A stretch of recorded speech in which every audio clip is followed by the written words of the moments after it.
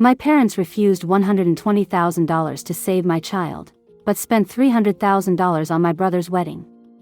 My in-laws sold their house for US. Years later, my payback. Having you here listening to me means a lot. Watch until the end and let me know in the comments which city you're watching from. I'm really curious to see how far my story is reaching. I never thought I'd have to choose between my daughter's life and my parents' approval. But that's exactly what happened when my 5-year-old Alice needed a surgery that cost $120,000. It was a Tuesday morning when the doctor told us. My husband Michael held my hand so tight I could feel his pulse racing through his fingers. The procedure has an 87% success rate, Dr. Reynolds explained, his voice clinical yet kind. But we need to act within the next 3 months. 3 months to come up with $120,000. My mind immediately went to my parents. They weren't just comfortable, they were wealthy. Dad's construction company had been thriving for decades, and they lived in a house that belonged in magazines. "We'll figure it out," Michael whispered, but I could see the fear in his eyes. His teaching salary and my part-time income as an accountant barely covered our monthly expenses, let alone a 6-figure medical bill. That evening, I called my parents. "Mom, I need to talk to you and Dad about something important," I said, trying to keep my voice steady. "It's about Alice." 2 hours later, we sat in their expansive living room. Mom poured tea from her silver set while Dad checked his watch every few minutes. "Alice needs surgery," I explained, fighting back tears. "It's her heart.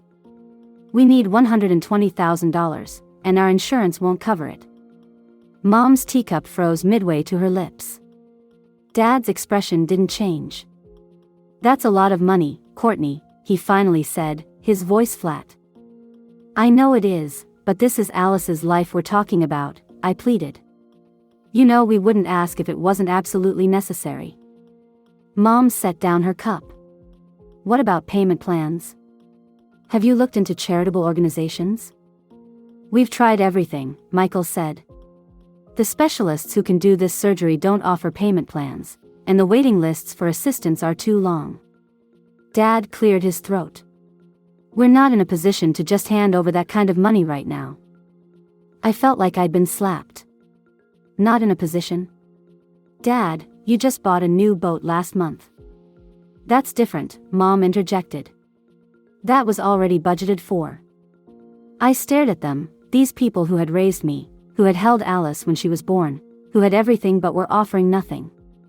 "We'll figure something out," Dad said, standing up. "But we can't just write a check, Courtney. That's not how the world works." We left with empty hands and broken hearts. Michael didn't speak on the drive home, just held my hand as I silently cried. For the next 2 weeks, we tried everything: crowdfunding, loan applications, even selling our car and most of our furniture. We were still nowhere near the amount we needed. Then came the invitation in the mail. Gold embossed, heavy cardstock. "You are cordially invited to celebrate the wedding of Robert Sinclair and Vanessa Montgomery." My brother's wedding. I hadn't even known they'd set a date. I called Mom immediately. "Is this for real? Robert's getting married in 6 weeks?" "Yes. Isn't it wonderful?" Vanessa's parents wanted a summer wedding, so they're rushing things a bit. "And, you're okay with that? With the short timeline?" "Oh, honey, when it's right, it's right. We're just so thrilled. The Montgomerys are such a wonderful family." I took a deep breath. "How much is this costing, Mom?" A pause. "That's not really any of your business, Courtney. It is when my daughter needs surgery and you claimed you couldn't help." Another pause, longer this time. "Your father and I are contributing $300,000 to give Robert the wedding he deserves. Vanessa's family expects a certain standard, and we won't embarrass ourselves." $300,000. For a wedding. While my daughter's heart was failing. So my daughter's life is worth less than Robert's wedding? My voice was barely a whisper. "Don't be dramatic, Courtney. This is different." "How?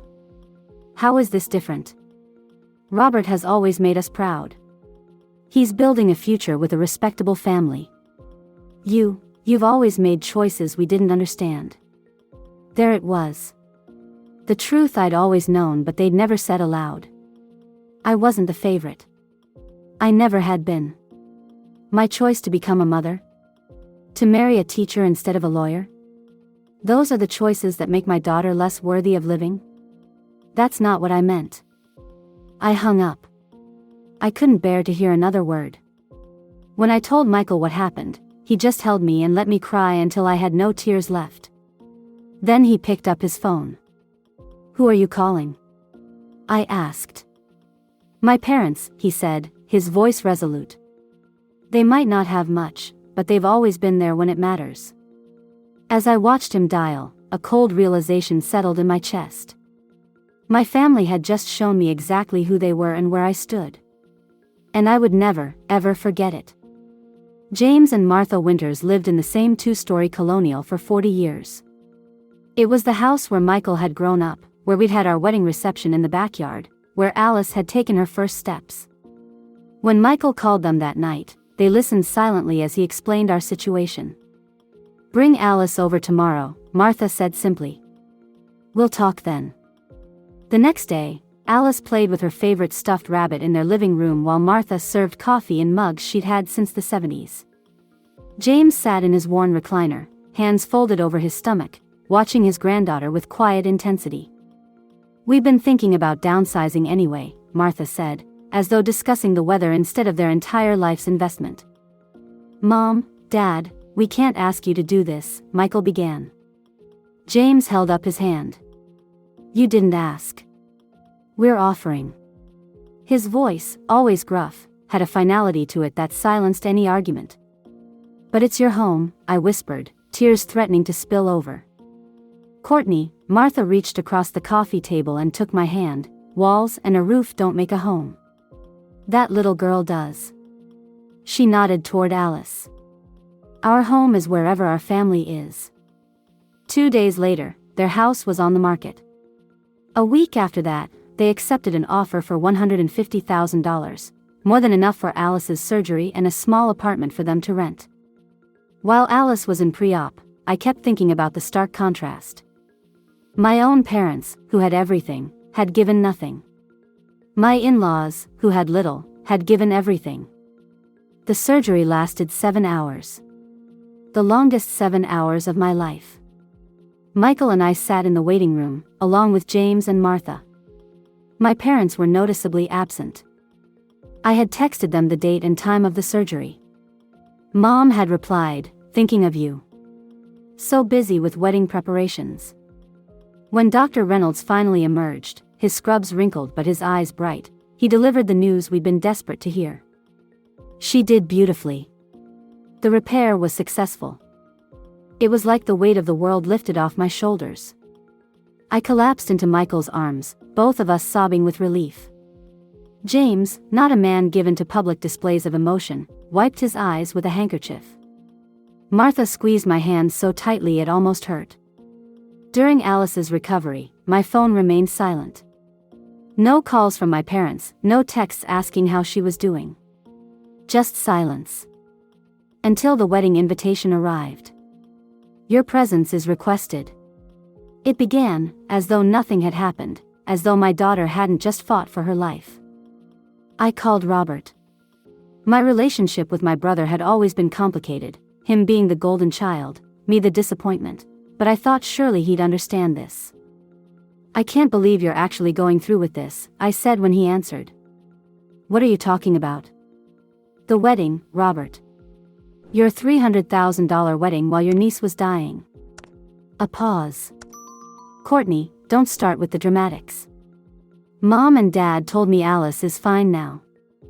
"No thanks to them. They refused to help us, and now they're throwing money at your wedding like it's nothing." "Look, I'm sorry about Alice, but what does that have to do with my wedding? It's not my fault they chose to support me." "Chose is the right word," I said bitterly.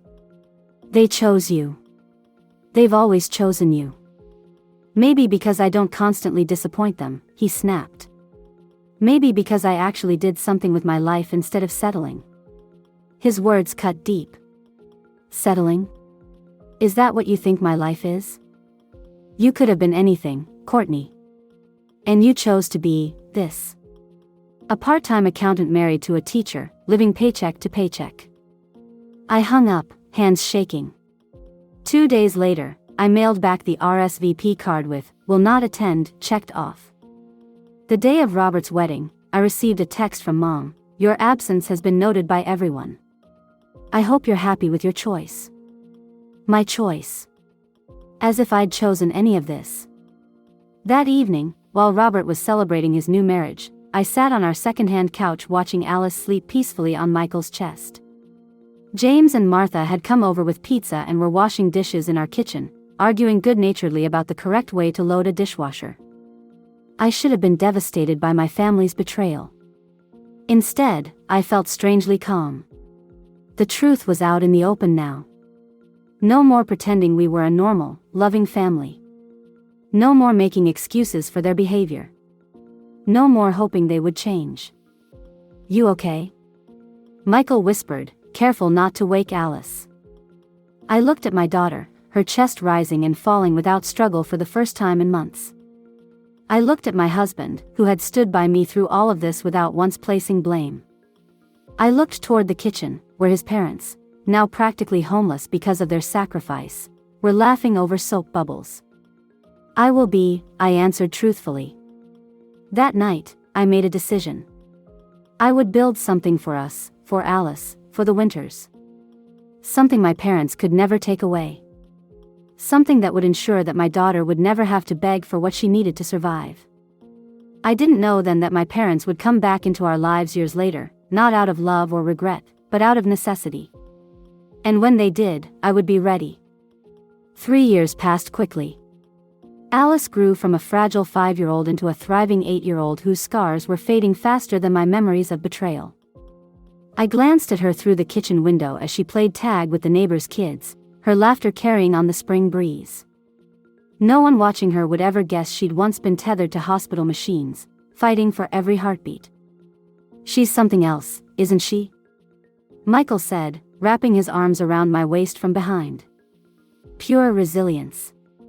"Just like her grandparents," I replied, my eyes shifting to the small guest house at the edge of our property where James and Martha now lived. It had taken us 2 years of overtime, side jobs, and careful budgeting to save enough for the down payment on this modest 3-bedroom house with the converted garage. Michael had spent every weekend for 6 months renovating the space into a comfortable apartment for his parents. "They refused to let us do it, you know," Michael said, reading my thoughts as he often did. "Dad said they were perfectly happy in that apartment." "They deserved better than perfectly happy," I said firmly. "They deserved their dignity back." The doorbell rang, interrupting our moment. Michael kissed my cheek before going to answer it. "Courtney," he called a minute later, his voice tight. "It's for you." I walked into the living room to find my mother standing awkwardly by the door, clutching her designer purse like a shield. "Mom," I said, my voice neutral. "This is a surprise." She shifted uncomfortably. "You look well." 3 years of silence, and that was her opening line. "What do you want?" I asked, not unkindly, but with no warmth either. "I was hoping to see Alice," she said, her eyes darting around the room, taking in our modest but comfortable home. "It's been so long." "Whose choice was that?" I couldn't help asking. Her lips pressed into a thin line. "Courtney, I didn't come here to argue." "Why did you come, Mom? You haven't called, texted, or visited in 3 years. You didn't even send Alice a birthday card last month." She had the decency to look ashamed. "Things have been complicated." "Complicated," I repeated. "More complicated than a child needing life-saving surgery?" Michael touched my arm gently, a reminder to breathe, to stay calm. "I made mistakes," Mom admitted, her voice barely audible. "Your father and I both did." It was the closest thing to an apology I'd ever heard from her. Part of me wanted to embrace it, to welcome her back into our lives. The other part remembered Alice in that hospital bed, tubes protruding from her tiny body, while my parents focused on centerpieces and champagne toasts. Alice is playing outside, I finally said. You can say hello, but I'll be right there. Relief washed over her face. Thank you. As Mom stepped into the backyard, Michael squeezed my hand. You okay? I don't know, I answered honestly. Part of me wants to forgive them, but another part doesn't trust this sudden interest. Through the window, I watched my mother approach Alice cautiously. My daughter, ever friendly, greeted her with a smile, though I could tell she didn't fully recognize the woman who should have been a constant in her life. That visit lasted 30 minutes. Mom left with promises to come back soon, to bring Dad next time. I nodded but made no promises of my own. Over the next few months, my parents made sporadic attempts at reconciliation, occasional Sunday dinners, small gifts for Alice, invitations to their country club. Each gesture felt tentative, superficial, as if they were testing the waters rather than diving into the deep end of true remorse. Meanwhile, my career took an unexpected turn. What had started as freelance bookkeeping for a few small businesses evolved into a full-fledged financial consulting practice. Word spread about my knack for helping struggling companies restructure their finances. My client list grew from 3 to 15, then to 30. I hired 2 assistants. Rented a small office space. Created a website. All while keeping a low profile in my personal life, especially with my family. Why haven't you told your parents about your business? Martha asked one evening as we prepared dinner together. Alice was helping James build a birdhouse on the patio, and Michael was grading papers in the living room. They haven't earned the right to know, I said simply, chopping carrots with perhaps more force than necessary. Martha nodded, understanding in her eyes. Sometimes the people who should be proudest of our accomplishments are the least deserving of sharing in them. I looked at this woman who had sacrificed everything for my daughter without a second thought. How did you get so wise, Martha? She laughed. Honey, wisdom is just the pretty name we give to our scars once they've healed over. The following week, I landed my biggest client yet, a regional retail chain with 15 locations that was on the brink of bankruptcy. The owner, Gerald Hayes, had been referred to me by a satisfied client. I'll be honest, he said during our first meeting, I was skeptical about hiring someone so young.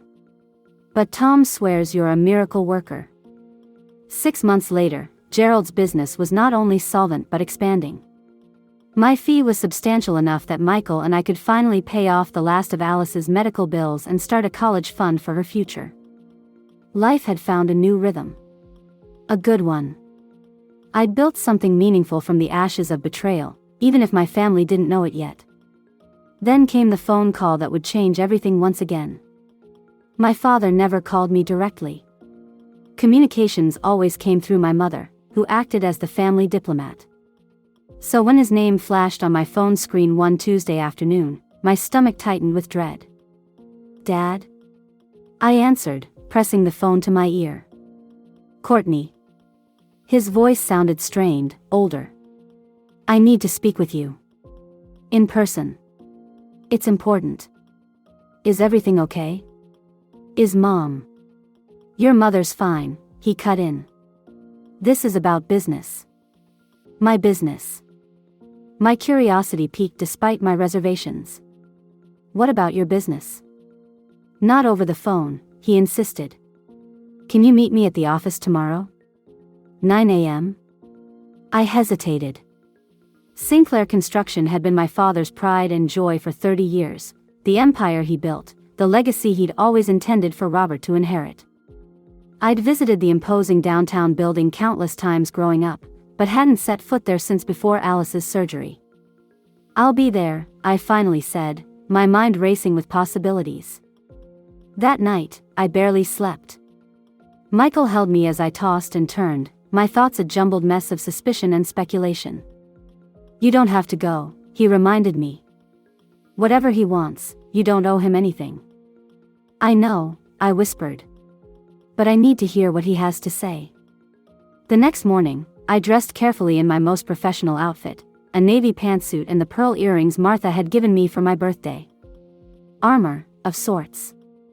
The Sinclair construction headquarters looked exactly as I remembered, sleek, imposing, my father's name emblazoned across the front in bold letters. The receptionist, a new face I didn't recognize, escorted me to the corner office without a word. Dad was standing at the window, hands clasped behind his back, looking out at the city spread below. He seemed smaller somehow, his shoulders slightly stooped, his hair grayer than I remembered. "You came," he said, turning to face me. No hug, no warm greeting. Just acknowledgement. "You asked," I replied, remaining by the door. "What's this about, Dad?" He gestured to the chair across from his desk. "Please, sit." As I did, I noticed the stacks of papers scattered across his usually immaculate desk.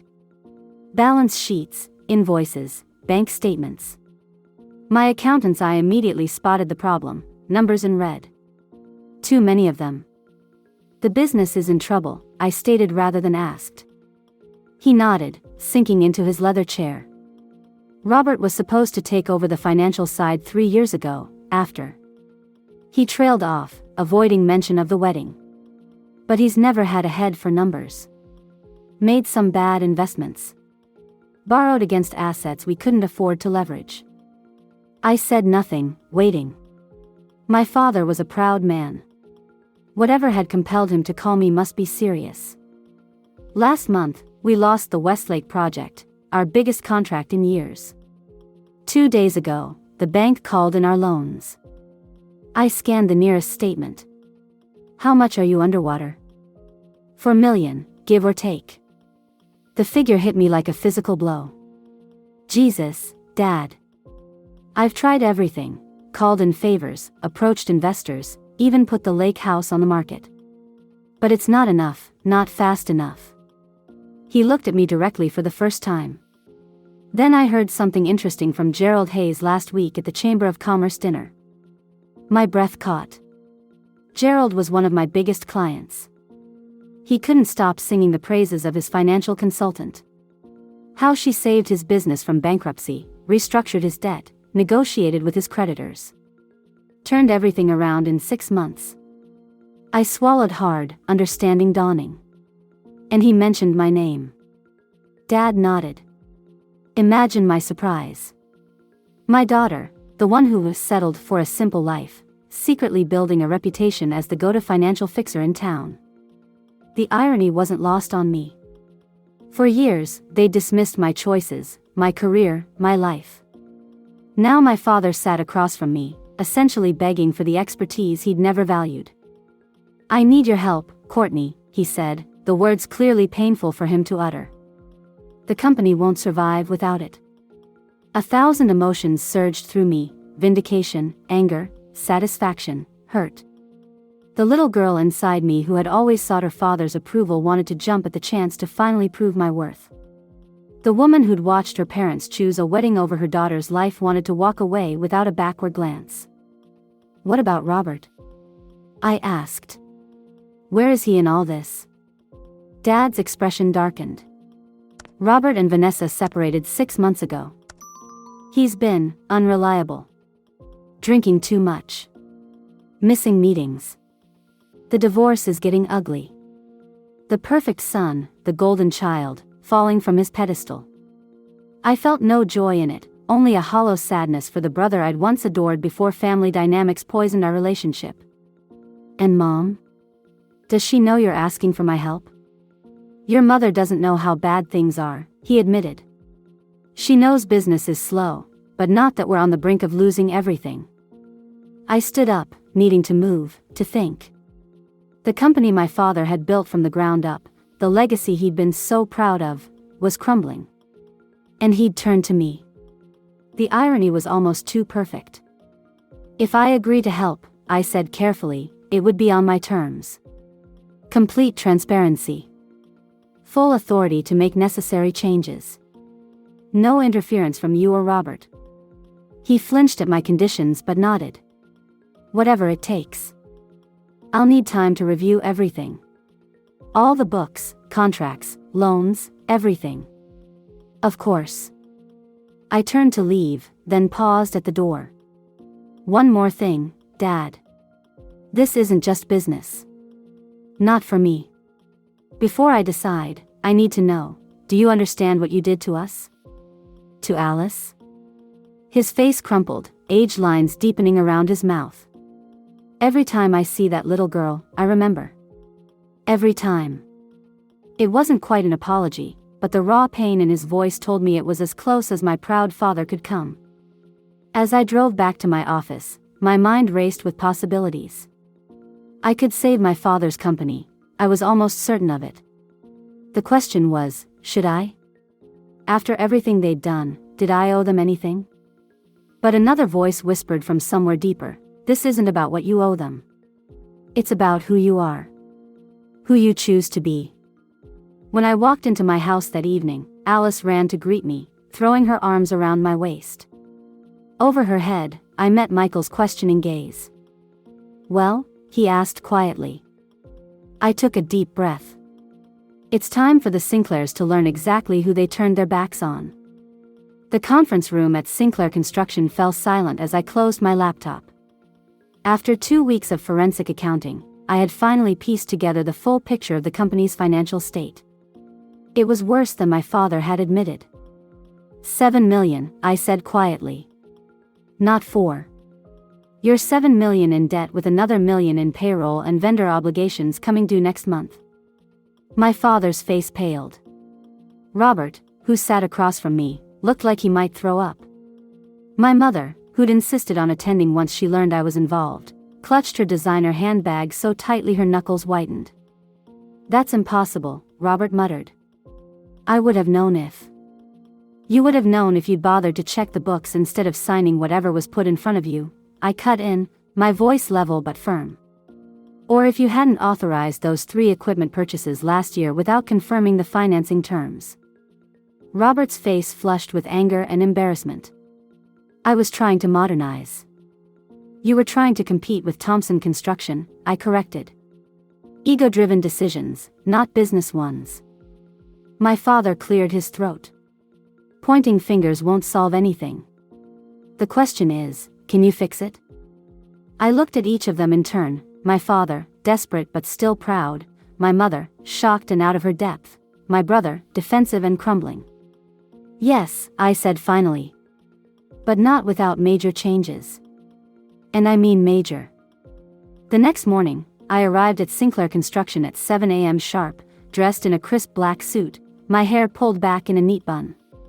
I'd prepared all night, refining my strategy, hardening my resolve. Dad met me in the lobby, coffee in hand. The executive team is waiting upstairs. I nodded, accepting the coffee. I've drawn up the paperwork. Have you and Mom signed it? He handed me a manila envelope. As discussed. Temporary transfer of 51% controlling interest to you for the duration of the restructuring period. I checked the documents inside, everything in order, notarized and binding. For the next 6 months, minimum, I would be effectively running Sinclair Construction. The executive meeting was short and brutal. I laid out the state of the company without sugarcoating anything. Several executives shot accusatory glances at Robert, who slouched in his chair like a sulking teenager. As of today, I'm assuming operational control of the company, I announced. All major decisions will go through me. The spending freeze is effective immediately. The West Side office will be closed and staff consolidated here. The corporate apartment and all company vehicles except essential work trucks will be sold. You can't just come in and, began Thompson, the VP of sales who had always been Robert's drinking buddy. I can and I am, I interrupted. Anyone who doesn't want to be part of the solution is free to tender their resignation. No one did, though Thompson looked like he wanted to. When the meeting ended, my father lingered behind. That was decisive, he said, a hint of something like respect in his voice. This isn't a family disagreement, Dad. It's business. And business requires clear leadership. He nodded slowly. Your mother wants to know if you'll come to dinner on Sunday. To discuss things.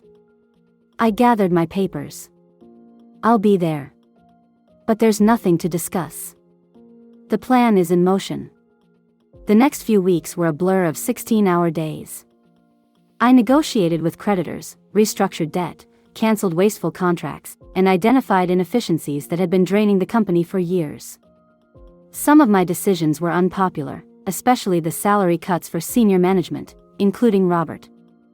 "This is bullshit," he slurred one evening, bursting into my temporary office reeking of whiskey. "You're enjoying this, aren't you? Finally getting your revenge." I looked up calmly. "If I wanted revenge, Robert, I'd let this company sink with you on it. You think you're so much better than me. Little Miss Perfect with her perfect family and her perfect life. You have no idea what it's like to be me." I stood up, my patience gone. "No, I don't. I don't know what it's like to have everything handed to me on a silver platter and still fail. I don't know what it's like to be given chance after chance after chance. What I do know is what it's like to watch my daughter suffer while my family throws a $300,000 party for you." He flinched as if I'd slapped him. "That wasn't my fault." "Maybe not entirely," I conceded. "But you didn't exactly stand up for Alice either, did you?" Robert left without another word, and the next day he didn't show up for work. Or the day after. On the third day, my father came to my office. "Robert's checked into rehab," he said without preamble, lowering himself into the chair opposite my desk. 30-day program. I nodded. "It's for the best. He needs help. He asked me to tell you he's sorry." Dad hesitated. "We all are, Courtney." I looked at my father, really looked at him. The lines around his eyes had deepened, and his shoulders carried the weight of regret along with failure. "I'm not doing this for apologies, Dad." "Then why are you doing it?" It was a fair question. One I'd asked myself many times over the past weeks. "Because I can," I said finally. "Because despite everything, this company employs 100 people who depend on their paychecks. And because..." I took a deep breath. "Because I want Alice to see that helping others is the right thing to do, even when they don't deserve it." My father's eyes welled up, the first time I'd seen him cry since I was a little girl. "You're a better person than I ever was," he said quietly. I shook my head. "Not better. Just different." By the end of the third month, Sinclair Construction was breathing again. We'd secured new contracts, negotiated extended payment terms with our largest creditors, and implemented a streamlined operational structure that was already showing results. The company wasn't saved yet, but it had a fighting chance. Sunday dinners at my parents' house had become a weekly ritual, not always comfortable, but necessary. Michael and Alice came with me, though I could tell Michael still struggled to forgive my parents. James and Martha politely declined their invitations, a boundary I respected. At these dinners, I watched my mother interact with Alice, awkward at first, then with growing warmth. I saw my father teaching her how to play chess, his patience infinite in a way it had never been with me or Robert. Small steps toward redemption, perhaps.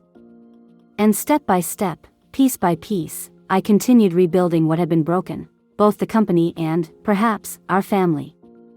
1 year to the day after I took control of Sinclair Construction, I stood at the podium in the company's newly renovated conference room. Every employee was present, along with key clients and partners.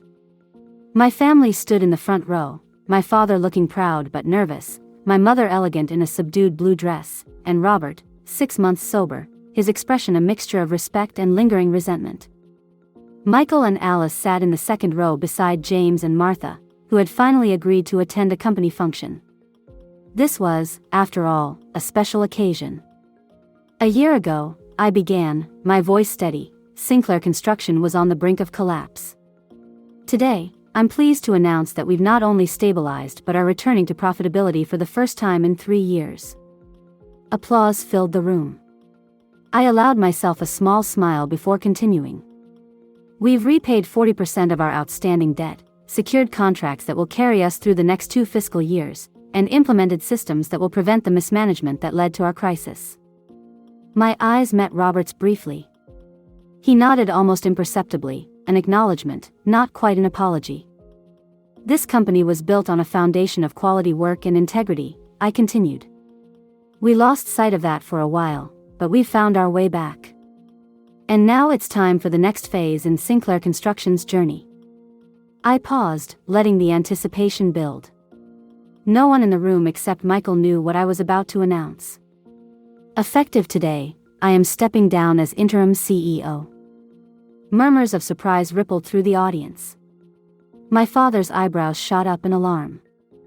I took this role to save the company, not to run it permanently. My own business requires my attention, and frankly, I allowed myself a small smile. I've never looked good in a hard hat. A wave of laughter broke the tension. In my place, I'm appointing Linda Reeves as the new CEO. Linda, our operations director who had been with the company for 20 years, gasped audibly. She had been my right hand throughout the restructuring, her knowledge of the industry invaluable. She was also the first woman besides me to hold an executive position at Sinclair Construction. Linda has demonstrated exceptional leadership, vision, and integrity. The board has unanimously approved her appointment. More applause, louder this time. Linda made her way to the podium, her eyes shining with tears and determination. As we embraced, she whispered, "Thank you for believing in me." After Linda's brief acceptance speech, I concluded the formal part of the event. The buffet is open, and I expect everyone to celebrate today. You've all earned it. As people mingled and filled their plates, my father approached, his expression unreadable. You're really stepping away? After everything you've done? I nodded. That was always the plan, Dad. I wasn't meant to run Sinclair Construction. That doesn't mean I'm abandoning ship entirely. What does that mean, exactly? It means I'm retaining my 30% ownership stake. The restructuring agreement converted my compensation into equity, remember? Linda will run daily operations, but I'll remain on the board. Understanding dawned in his eyes. 30%. And I still have 30, which means Robert has the remaining 40, I confirmed. But major decisions require a 2/3 majority. My father processed this information. The implication was clear: Robert could no longer make unilateral decisions. Neither could my father. The power dynamic had permanently shifted. You've thought of everything, he said finally. I learned from the best, I replied, and for once, it wasn't a barb but a genuine compliment. Later, as the celebration wound down, I found myself alone with my mother in the quiet of my office. I don't think I've ever properly thanked you, she said, fiddling with her pearl necklace, a nervous habit from as far back as I could remember. For saving the company? It's what you hired me to do. She shook her head. Not for that. For giving us another chance with Alice. With you. I sat down beside her, suddenly tired. The year's stress and triumph catching up with me at once.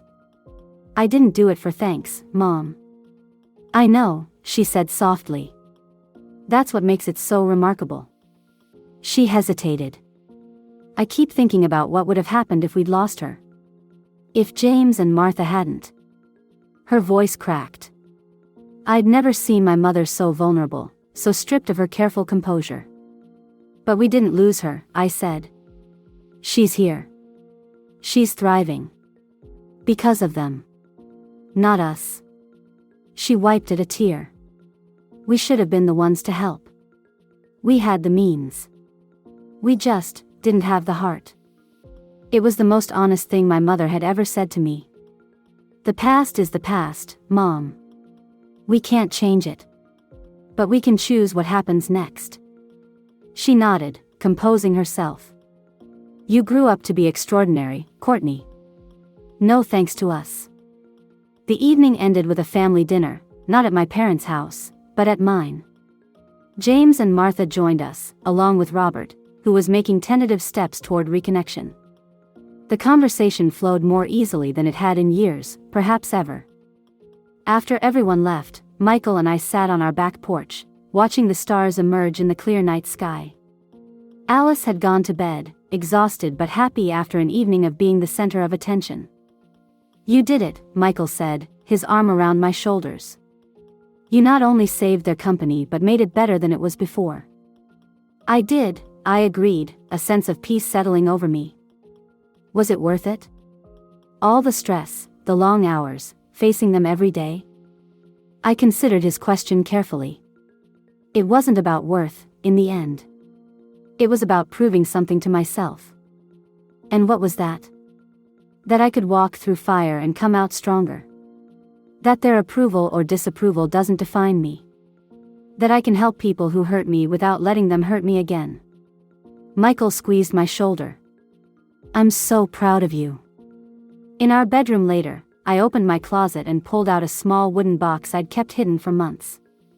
Inside was a check, my final payment from Sinclair Construction, converted to cash.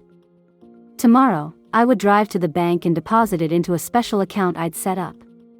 Not for us, not for Alice, but for James and Martha.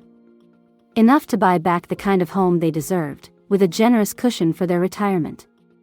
They would protest, of course. They would say it wasn't necessary. But I would insist, just as they had insisted on selling their home to save my daughter. Some debts can never truly be repaid. Some sacrifices are beyond measure. But in this moment, as I closed the box and returned it to its hiding place, I knew that the circle was complete. I had taken my parents' rejection and turned it into strength. I had built something meaningful from the ashes of betrayal. I had shown Alice what true family looks like, not perfect, not without flaws, but built on love that asks for nothing in return. And in doing so, I had finally, truly set myself free.